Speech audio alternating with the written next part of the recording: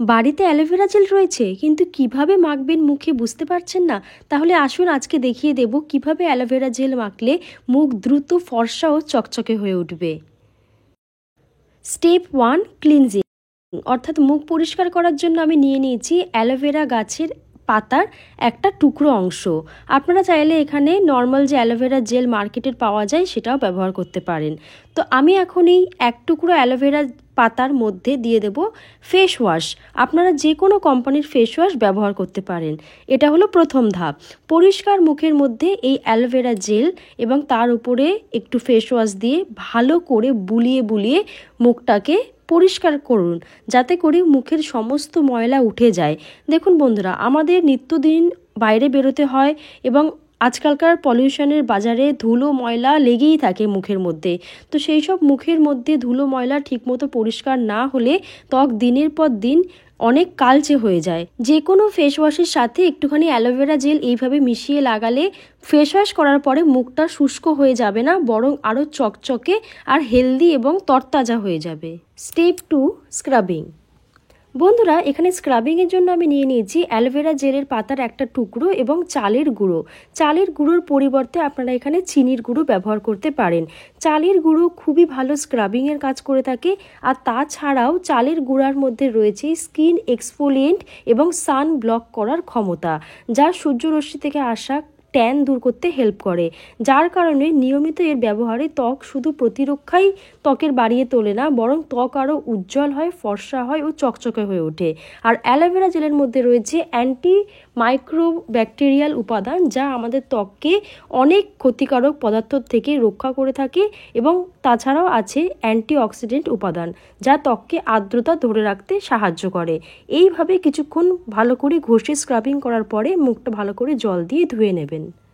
Step 3, moisturising.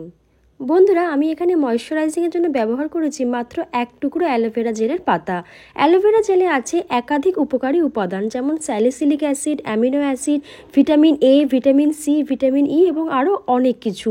তো এইসব উপাদানগুলো আমাদের ত্বকের মধ্যে কোলাজেন বুস্ট করতে হেল্প করে।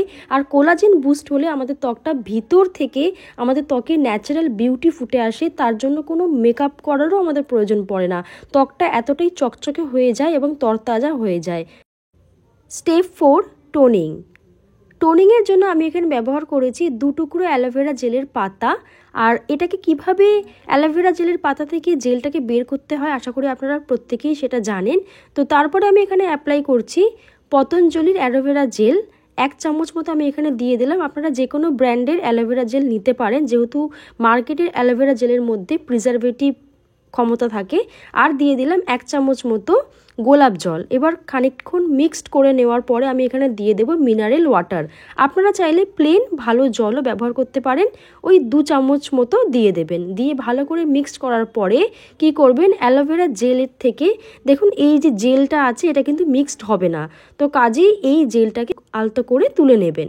এবারে কি করতে হবে, একটা খালি এরকম টিউব নেবেন বা বোতল নেবেন, সেখানে এই মিশ্রণটিকে ঢেলে রাখবেন।